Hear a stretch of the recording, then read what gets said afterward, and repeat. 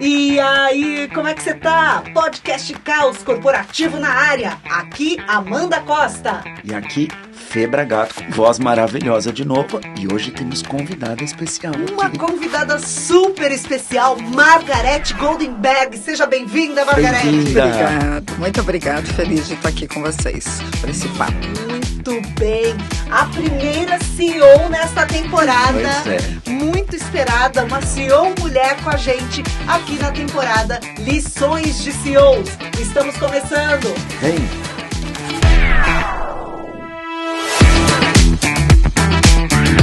Muito bem, é uma honra receber Margareth Goldenberg aqui com a gente nessa temporada Lições de CEOs. Margareth, que é uma líder inspiradora, né? Tem feito um trabalho aí há 27 anos ou muito mais do que isso, trabalhando com direitos humanos, diversidade, equidade e inclusão, quando isso nem era tema dentro das organizações. Esteve lá no Instituto Ayrton Senna, está à frente da Goldenberg Diversidade, me corrija se eu estiver errada. É também gestora executiva no Movimento Mulher 360 e está aí à frente dessas pautas todas. Então hoje o papo vai além das atividades de CEO, né, que a gente tem dividido aqui nessa temporada, nessas nossas conversas, muito sobre a rotina do que é ser um CEO, né, as dores e as delícias dessa função dentro das empresas, mas a gente vai viajar um pouquinho mais nessa questão de equidade, de diversidade. Perfeito. É o que eu gosto de conversar e de fazer e de promover essas conversas. Muito bom. Eu quero já saber, aliás, a honra, né? A gente tá com uma CEO, é demais, né? Eu tenho uma baita dificuldade porque no mercado de trabalho a gente já tem essa disparidade, né? Entre homens e mulheres, e já deve ter sido isso, você já deve ter muitas lições aí para passar. Qual foi sua maior lição em relação a isso? A ser do gênero feminino e de ter esse mercado tão disputado ali por homens brancos, héteros, cis, privilegiados? Olha, os desafios que eu tive ao longo da vida, eles foram restritos à questão de gênero, né? Então, o fato de eu ser mulher. Mas eu não posso deixar de apontar que eu sou uma mulher muito privilegiada, né? Então, muito diferente. Isso também é uma questão, né? Isso é uma questão, né? Porque eu sou uma mulher branca, sou uma mulher hétero, cis, de classe média, tive todas as oportunidades educacionais, né, que eu pude ter acesso. Então, eu nunca fui barrada, por exemplo, numa entrevista de trabalho, devido à cor da minha pele, ou porque o meu cabelo não era adequado, ou porque eu tinha tatuagem, ou porque a minha orientação sexual não era a esperada pelo empregador, ou mesmo porque eu tive alguma deficiência que me impedisse o acesso, né?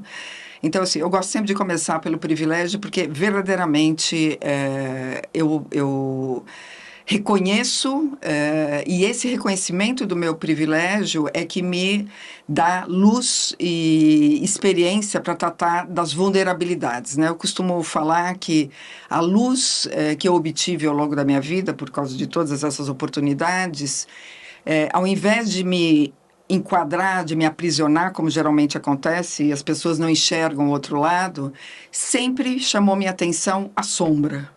Né? Deixa eu explicar um pouco melhor. Isso vem desde a minha adolescência. Os meus questionamentos eram: por que eu moro numa casa tão legal e tem crianças na rua? Por que algumas pessoas têm oportunidades, outras não? Por que não tem pessoas negras na minha faculdade? E assim, meus pais chegaram quase a falar: eu vou pôr você para fora de casa, porque você faz perguntas que eu não sei responder. Então, as inequidades, as injustiças, sempre me chamou muita atenção. Tanto que eu dediquei todos os meus estudos para esse tema, para promover a justiça social. Até meu mapa astral, minha astróloga falou: não acredito, ele tem uma coisa da justiça central em torno dela, que eu sou uma pessoa muito alinhada ao walk the talk. O propósito da minha consultoria é que o ser e o parecer eles sejam alinhados, e que a gente não trabalhe, porque eu também tenho uma área de comunicação na empresa, mas recusamos clientes que nos contratam para comunicar antes de ser, ou seja, para parecer algo que ainda não é, né? Então, isso me moveu nos estudos, me moveu no trabalho. Entendi no início que o meu caminho para contribuir com as inequidades sociais e injustiças seria via ONG, então foi a minha primeira opção, depois das minhas formações. Então, como eu disse, trabalhei mais de 15 anos no terceiro setor, como liderança de organização sem fins lucrativos, entendendo que esse era o meu a minha melhor área para dar tração, né, para colocar minha expertise em função dessas questões. Descobri ao longo do tempo, porque o Instituto Ayrton Senna, onde eu era diretora, tinha muitas parcerias com empresas, e uma captação de recursos muito elevada na época, um impacto com crianças muito grande. E eu fui descobrindo com as parcerias e as empresas, parece que aqui tem uma força muito grande. Se eu dedicar minha expertise para apoiar e assessorar as empresas para que elas avancem em temas relacionados a direitos humanos, talvez a velocidade da mudança seja maior, né, do que via ONG ou via primeiro setor também, governo, que eu também já tive algumas passagens por organizações públicas. E aí sim, eu saí e rumei todo o meu trabalho para apoiar as empresas a avançarem nessas temáticas, porque a minha crença é que a força transformadora do mundo corporativo é muito grande se a gente conseguir alinhar, não só para atuar diretamente com o seu mundo interno, né, colaboradores e colaboradoras, mas o impacto em comunidades, investimento social e tal. E como mulher, eu tive alguns desafios que muitas vezes no início eu não sabia nem dar o nome, né? É bem interessante a gente falar sobre isso, porque é muito recente esse tema, né? Verdade.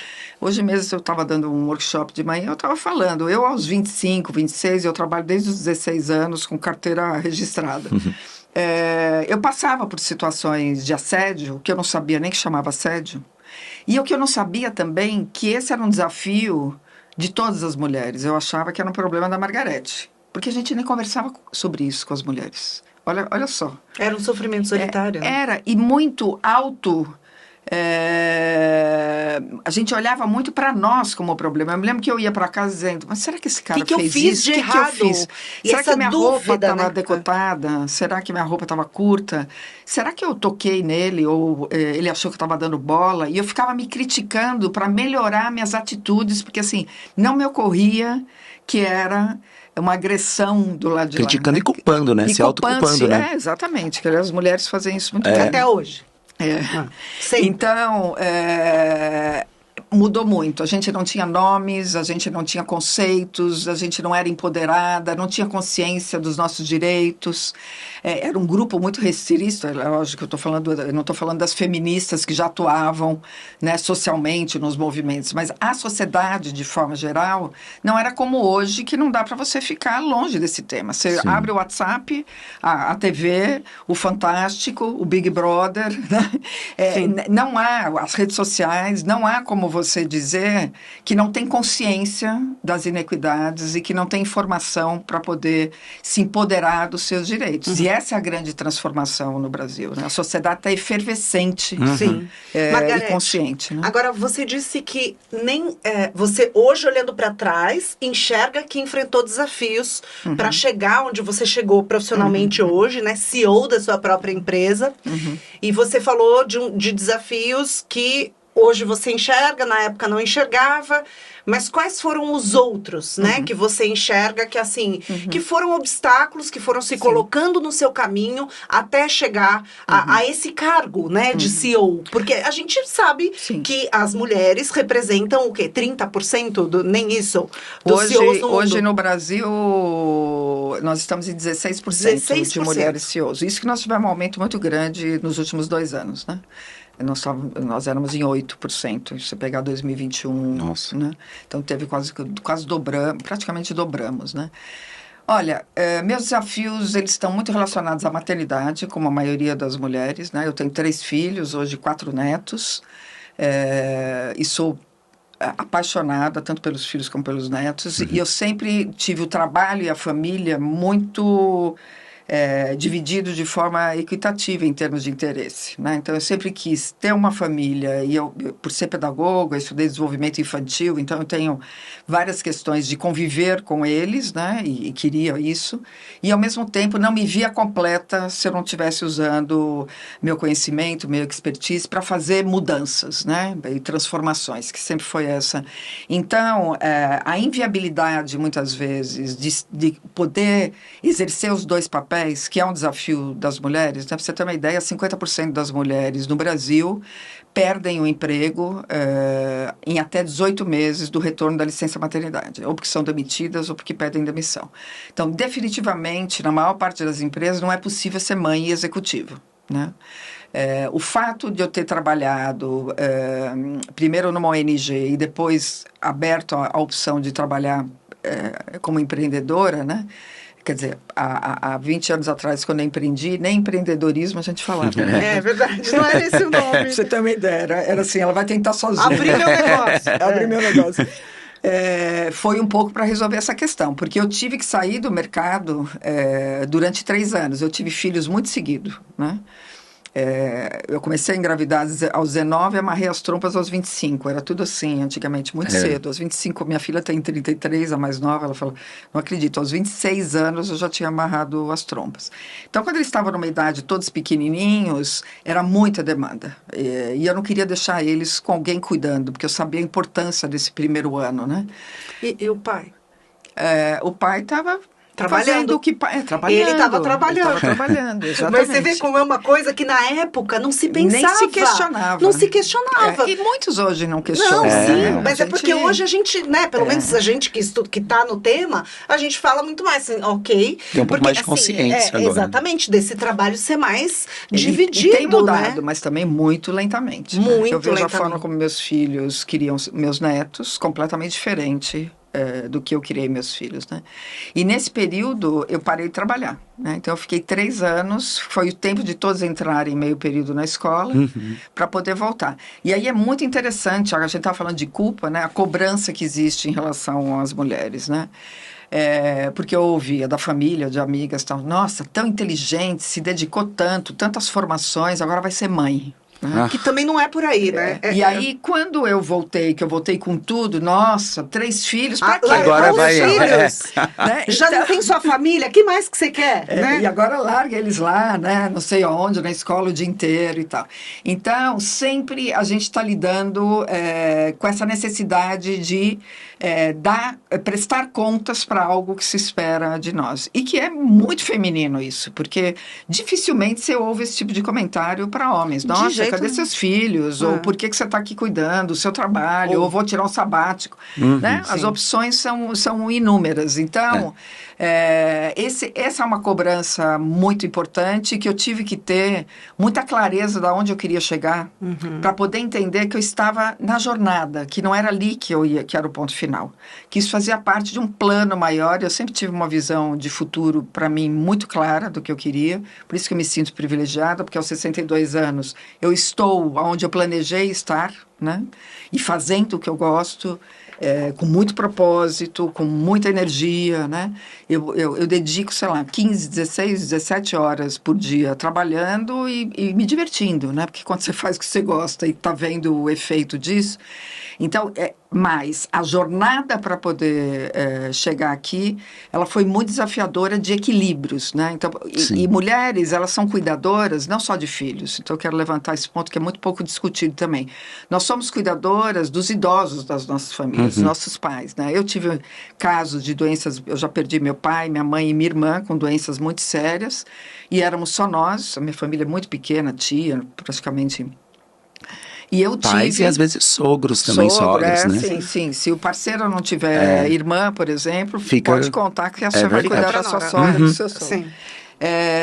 E eu tive que dedicar muito tempo para cuidar deles, né? E eu estava no ápice ali da carreira. Então, eu passava a noite no hospital, dormia com eles, porque não tinha acompanhante, e saía de lá com a minha pastinha para as reuniões e voltava para o hospital para dormir, sem ter com que dividir, porque também, tudo bem, o meu empregador na época sabia que meus pais estavam doentes junto com foi tudo muito junto. Sim, conte comigo, tá, mas se eu não chegasse na reunião no horário, né? Então, tem um pouco de... Era muito assim. Agora a questão da saúde emocional, da conciliação família e trabalho, tem sido prioridade nas empresas. E isso tem se equilibrado. Mas, assim, foi muito duro no decorrer da minha carreira eu poder ter firmeza para seguir. Porque são muitas questões que puxam a gente para fora do mercado, né? E você acha que você estaria em outro lugar hoje? Talvez um lugar, assim, até maior. Você está num lugar incrível, né? CEO da sua própria empresa. Mas você acha que poderia ter sido diferente a sua carreira se não tivessem ocorrido esses desafios? Essa questão dos cuidados, né? Essa questão de você empreender também, que você falou. Fui até buscar o dado aqui. Dos 52 milhões de empreendedores brasileiros, 32 milhões são mulheres, né? Sim. E elas Expulsas empreendem. do mercado, Elas empreendem justamente por isso, porque não tem espaço, né? precisam de um horário mais flexível, às vezes, para poder cuidar do trabalho invisível, né? Trabalho invisível esse, que, aliás, tem um projeto de lei que está agora no Congresso Nacional, que fala justamente da regulação de todo esse trabalho do cuidado, né? Seja ele feito por qual gênero for, mas a gente sabe por qual gênero ele é feito, maioria, né? A maioria. Mas você acha que poderia estar hoje em outro lugar, se não fossem todos esses empecilhos? Acho que não. Acho que esse é o lugar que eu busquei estar, né? Eu acreditei em desafios e questões que muita gente não acreditava há 10, 20 anos atrás, né? E eu fui perseguindo. Talvez a velocidade com que eu tenha chego onde estou teria sido mais rápido, né? É como se eu tivesse, né, seguindo Teve ali mais no fluxo, e eu tive mas... obstáculos e eu me desviei. E tanto que agora essa questão do etarismo está me pegando em cheio, porque agora que eu tô, né, moro sozinha, dedicada total, agora... as pessoas falam, mas será que você está... Sabe, Margareth, eu sei que você é uma consultora muito sênior e tal, mas assim, você está linkada com as inovações, com o que está ocorrendo de mais moderno no mercado, porque é aí isso. Aí você já tem vontade né? de falar, não, desliguei meu cérebro, querida. Então, você começa a ser atravessada por outros marcadores, né? Eu estou descobrindo isso na pele, trazendo isso muito forte também para as empresas, né? Mas eu chegaria onde eu estou, talvez com uma velocidade mais rápida. Porque eu aprendi muito por onde eu passei, e meu desejo era sempre ter uma equipe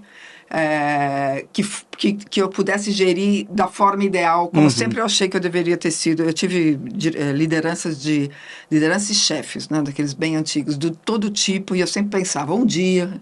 Eu vou ser diferente. Eu vou ser diferente, né? Eu vou fazer diferente. Você sabe que, ouvindo esse papo, me remeteu a uma outra coisa ainda que eu acho gravíssimo também no mercado, que é quando a gente tem a mulher sendo preconceituosa com a própria mulher, né?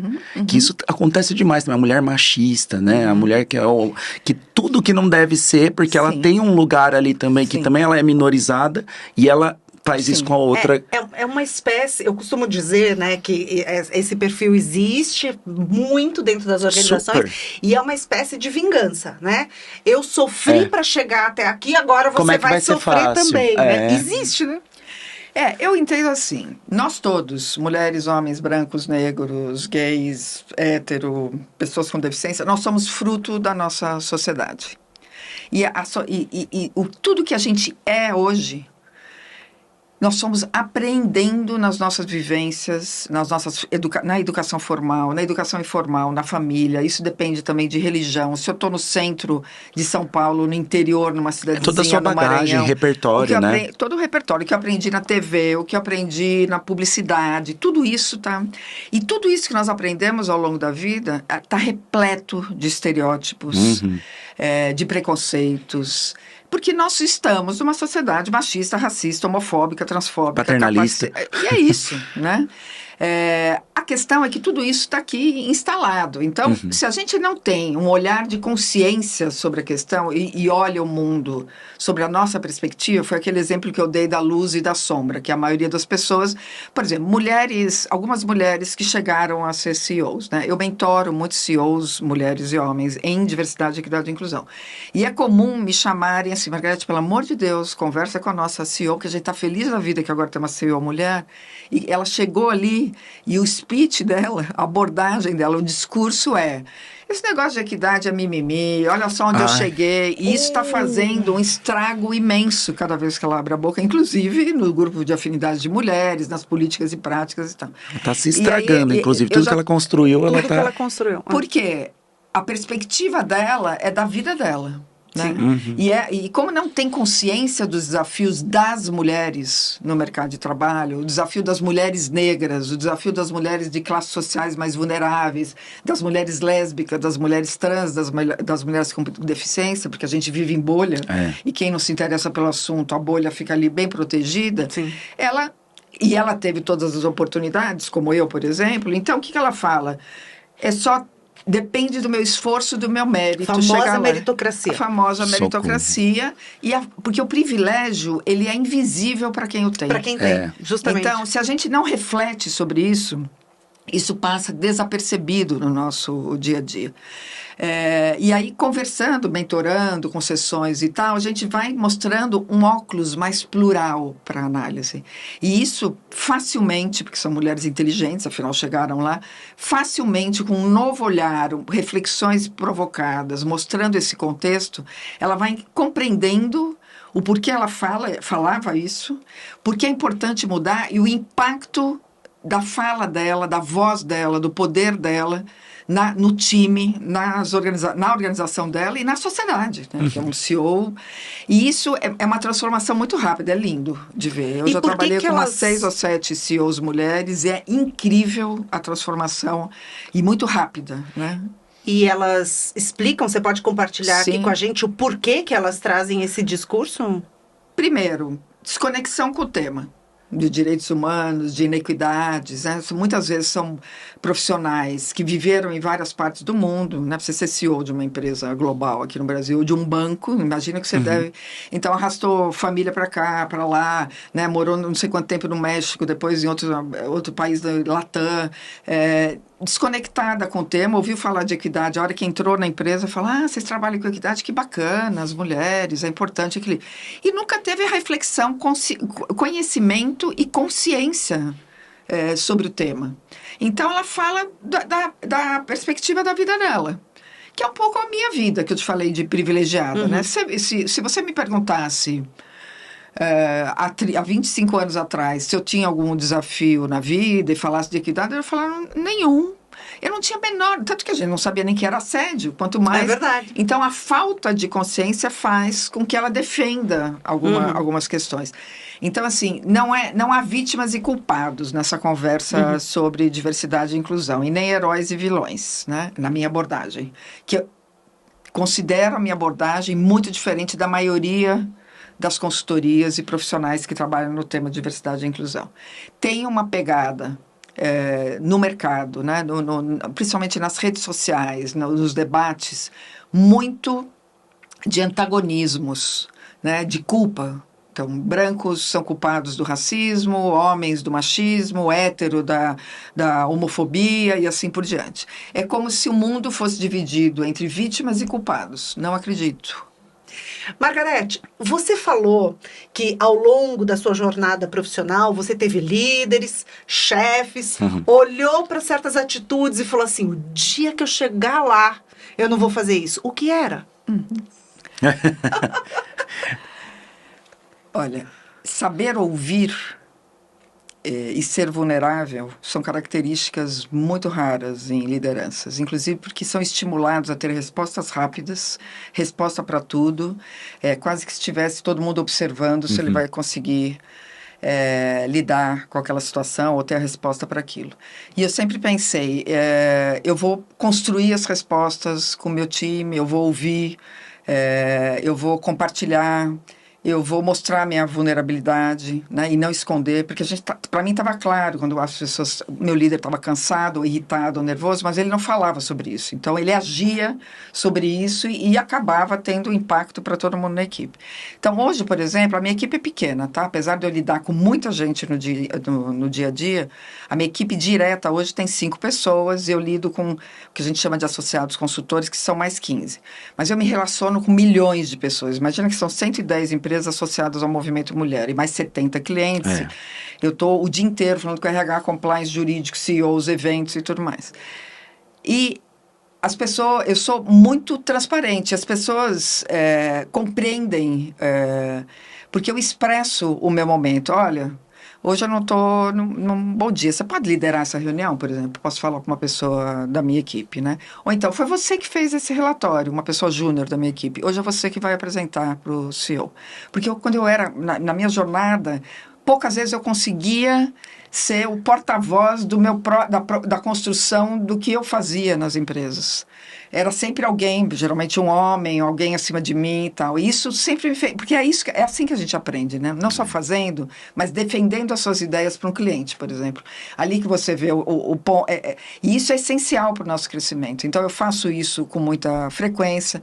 Minha relação... Isso é mais uma característica minha pessoal, né? Eu sou, por essência, uma cuidadora, né? Eu tenho filhos por onde eu passo. Então, minha própria equipe, inclusive porque eles são muito, muito, muito mais jovens do que eu tenho muito essa relação amorosa. E eu acho que amor e trabalho são indissociáveis. São indissociáveis, né? Porque a gente tem que ser feliz, a gente tem que admirar as pessoas como um todo. Então, eu conheço os detalhes. Quando alguém fala, eu não vou porque minha prima, eu já sei qual é a história da prima, por que ela tem que chegar mais tarde. Que nunca eu tive esse acolhimento por onde eu passei. E a gente tem lá, a gente meio que constrói essa quase comunidade, né? Eu acho isso muito raro. Eu sei que estamos caminhando para o final, mas eu quero só fazer, que eu fiquei com mais uma curiosidade aqui. Porque todo esse bate-papo, eu vi que você é uma mulher muito consciente desde sempre, né? E você viu muita coisa errada acontecendo e isso te estimulou a ser diferente. Mas você teve alguma grande inspiração feminina ali também, que você falou, poxa, essa daqui é inspiradora para mim? Eu tenho várias, tá? Muitas mulheres inspiradoras. E eu tive também muitos exemplos do que eu não queria ser. Eu tive líderes mulheres, inclusive, que me estimulavam a refletir por que ela estava agindo e a falta de percepção do mal que ela causava na sua equipe, é uma coisa incrível. Mas eu tive, sim, uma mulher que nem sabe que ela foi uma grande... Agora ela vai saber? Agora ela vai saber. Então pronto. Que ela foi uma grande inspiração para mim, porque ela era um contraponto, ela é do terceiro setor, de tudo que eu via no meu dia a dia, que é a Neca Setúbal, né? A Neca, que é da família Setúbal, é uma das herdeiras, e já há muitos anos trabalha em educação, no terceiro setor, e a forma como ela lidava com as pessoas, o respeito, a coerência, nos altos e baixos, o tom de voz, né? A forma como eu olhava para ela e falava, opa, mas se um dia eu chegar lá, eu quero agir dessa forma. Ela não deve saber, eu espero que ela escute, ou depois eu compartilho com ela. Vamos mandar para ela o podcast. Margarete, você falou de todas essas suas características enquanto líder, enquanto CEO, essa coisa do cuidar, do acolher, do amor. E a gente está acostumado a atribuir essas características ao feminino, à mulher, mas não necessariamente o são. Nós temos muitos homens que têm essas mesmas características, né? Então a gente precisa também desconstruir tudo isso, porque os homens também podem ter uma liderança com essas mesmas características. Sim, com certeza. Então, é o equilíbrio que a gente busca. Então, apesar de tudo isso que eu estou falando de mim, você fala com a minha equipe, eles vão trazer outras coisas que por exemplo, eu sou extremamente assertiva, extremamente objetiva, prática, eu tenho um tom de voz acima da média da voz feminina, que eu aprendi isso exatamente para ser ouvida em ambientes masculinizados, e muitas vezes ainda me faz, tá nervosa hoje, né? Porque eu falo alto, falo com as mãos, eu me posiciono. Então tem um equilíbrio entre essas duas dimensões que se diz masculino e feminino. Eu não acredito em nada que, não sei se você já percebeu, que tudo que dualiza me incomoda.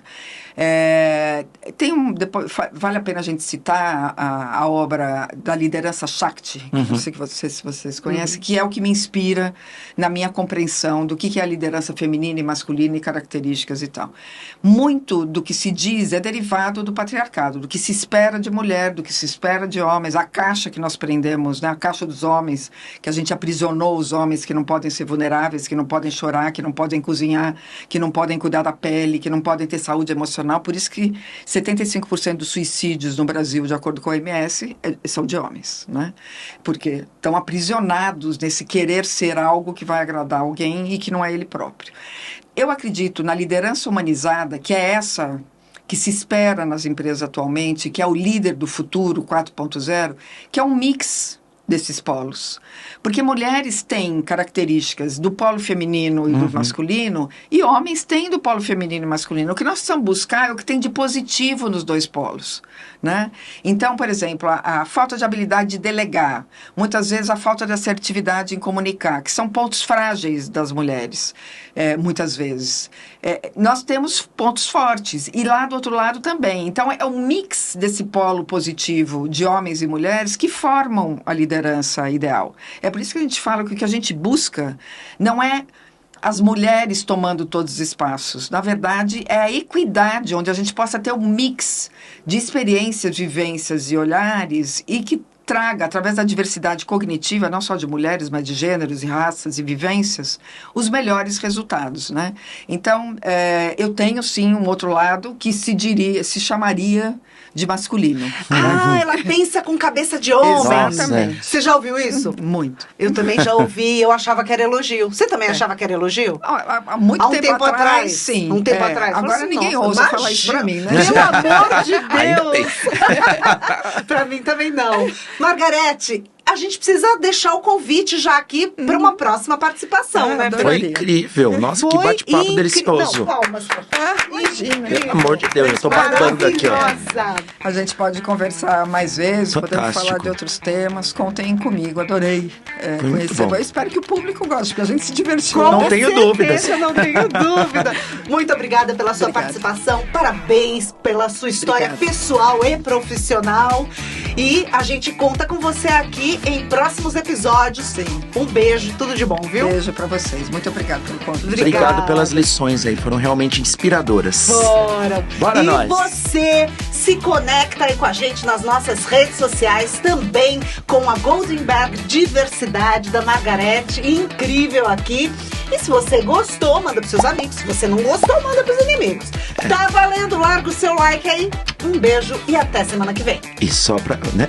Se não compartilhar, 7 anos de azar. Beijo, tchau. Tchau.